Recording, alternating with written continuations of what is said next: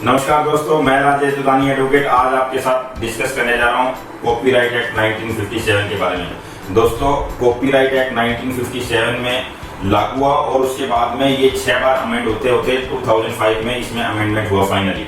दोस्तों, कॉपीराइट है क्या? कॉपीराइट एक इंटेलेक्चुअल प्रॉपर्टी का ही हिस्सा है जो क्रिएशन ऑफ कंटेंट्स, यानी ये किसी भी तरह की मूवेबल इमूवेबल प्रॉपर्टी नहीं है, अनटचेबल चीज है, यानी किसी भी व्यक्ति के माइंड की क्रिएशन जिसके तहत वो कोई भी जैसे बुक राइट कर रहा है या कोई म्यूजिक परफॉर्म कर रहा है या कोई गाना लिख रहा है या किसी तरह की ड्रामेटिक सिनेरियो बना रहा है या कोरियोग्राफी कर रहा है, स्कल्पचर बना रहा है, यानी इस तरह से किसी भी क्रिएशन को कॉपीराइट बनाते हैं। और कॉपीराइट के तहत दोस्तों 3 प्रोसेस है, एक तो कॉपीराइट ऑफिस, दूसरा कॉपीराइट बोर्ड और तीसरी कॉपीराइट सोसाइटी।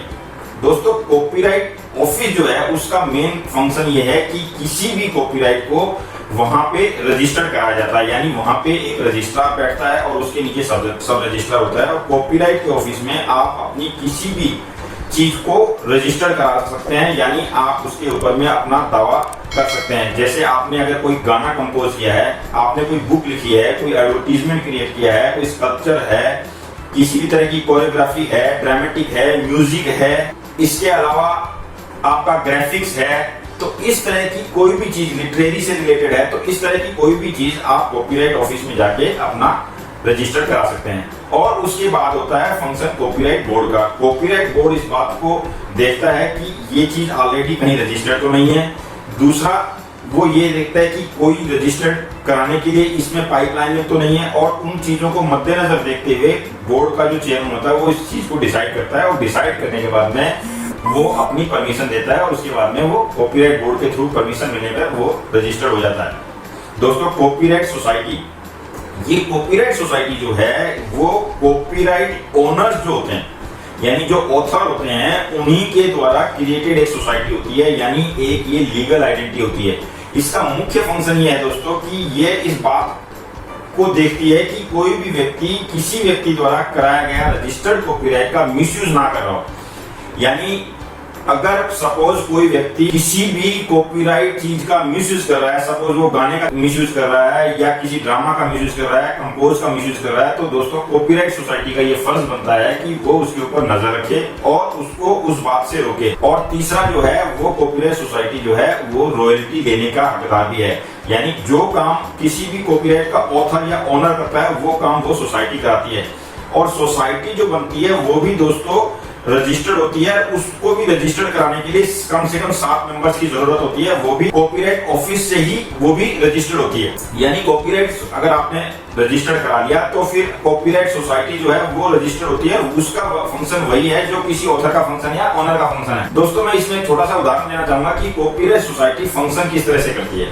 एक IPRS नाम की सोसाइटी है जो म्यूजिक से रिलेटेड केसेस में रजिस्टर्ड है और वो इस चीज को देखती है। दोस्तों, KKR कोलकाता नाइट राइडर ने कुछ म्यूजिक बजाया था IPL के दौरान में, जो कि उसने उसको रॉयल्टी ना देते बजाया था और उसमें शाहरुख खान के द्वारा गाए हुए गानों में ही उसने बजाया था। तो दोस्तों, IPRS ने उसके ऊपर में केस फाइल कर दिया था क्योंकि उसने उस समय उसको रॉयल्टी नहीं दी थी। इसमें छोटी सी मैं आपको चीज समझाना चाहूंगा दोस्तों कि कॉपीराइट का जो यूज है वो अगर आपने कमर्शियल पर्पज के लिए किया है तो आपको उस यूज की रॉयल्टी देनी पड़ेगी। लेकिन अगर आपने उसका फेयर यूज किया है, यानी आपने किसी रिसर्च के लिए, किसी रिव्यू के लिए या किसी नॉलेज के लिए या आपने किसी फैमिली फंक्शन में मान लीजिए किसी गाने को चलाया है, तो वहां आपको रॉयल्टी नहीं देनी पड़ेगी। लेकिन अगर आपने पब्लिक कोई कंसर्ट हो रहा है और उसमें अगर उस गाने को चला रहे हैं तो दोस्तों फिर आपको कॉपीराइट के तहत में उस रजिस्टर्ड सोसाइटी को आपको रॉयल्टी देनी पड़ेगी जो भी उन्होंने तय किया है। और ये इंटरनेशनल लेवल पे ये सोसाइटियां एक दूसरे से एग्रीमेंट भी करती है, यानी अगर कोई विदेश में अगर कोई फंक्शन कर रहा है तो वहां अगर कोई सोसाइटी है तो ये इंडियन सोसाइटी जो है उससे एग्रीमेंट कर लेती है।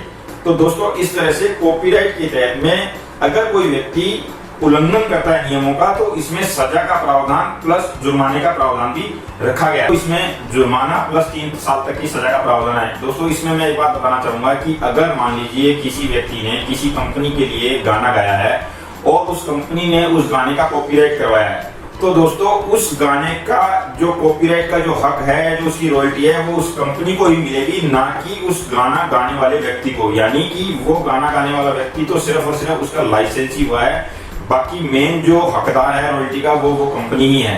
और एक गाने में अगर म्यूजिक कंपोजर अलग है, गाना लिखने वाला अलग है, गाना गाने वाला अलग है, तो दोस्तों इन तीनों का भी कॉपीराइट अलग अलग हो सकता है। और अगर तीनों चीज किसी एक ही व्यक्ति ने की है तो फिर उसका कॉपीराइट वो एक व्यक्ति खुद करा सकता है। इसी तरह से दोस्तों IPR जैसे म्यूजिक में है, वैसे ही नोवेक्स कम्युनिकेशन के नाम से एक सोसाइटी है जो कि फिल्म से रिलेटेड सभी तरह की केसेस को हैंडल करती है, यानी फिल्म इंडस्ट्री से रिलेटेड सारे के सारे जो मैटर्स हैं वो नोवेक्स कम्युनिकेशन नाम की एक सोसाइटी है वो देखती है। तो इस तरह से कॉपीराइट एक्ट जो है किसी भी व्यक्ति के कंटेंट क्रिएशन का मिसयूज ना कर सके कोई भी दूसरा व्यक्ति, उसकी रोकथाम के लिए बनाया गया एक्ट है। यानी अगर व्यक्ति ने अपनी किसी भी कंटेंट को, वो चाहे किसी भी फॉर्म में हो, उसको अगर आपने रजिस्टर करवा लिया है तो फिर उस कंटेंट का, उस चीज का कोई भी दूसरा व्यक्ति मिसयूज नहीं कर सकता। ये मेन थीम है कॉपीराइट एक्ट का। अगर कोई करता है तो उसमें 3 साल का जुर्माना, 3 साल की सजा प्लस जुर्माने का प्रावधान है। तो इस तरह से दोस्तों ये था कॉपीराइट के बारे में डिस्कशन। अगले वीडियो में फिर किसी नए टॉपिक के साथ मिलेंगे। तब तक के लिए नमस्कार, धन्यवाद। मेरा ये वीडियो कैसा लगा लाइक, सब्सक्राइब और शेयर जरूर करें। Thank you.